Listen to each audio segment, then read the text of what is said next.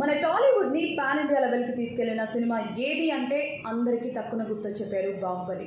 బాహుబలి ఫ్రాంచైజీకి ఉన్న fan following అలాంటిది అనమాట.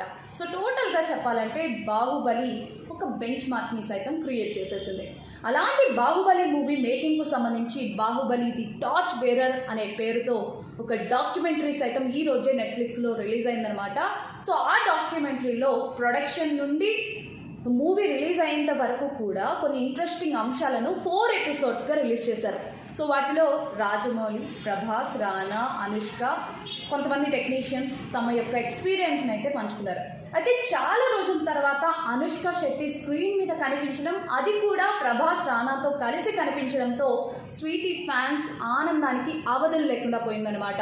సో వీటికి సంబంధించిన కొన్ని వీడియో క్లిప్స్ని సోషల్ మీడియాలో పోస్ట్ చేస్తూ స్వీటీ ఈజ్ బ్యాక్ అంటూ కమెంట్స్ చేస్తూ ఉన్నారు. ఇంకొంతమంది దేవసేనగా మెప్పించిన అనుష్క ఎప్పటికీ తమకి క్వీనే అని చెప్పేసి కమెంట్స్ చేస్తూ ఉన్నారు.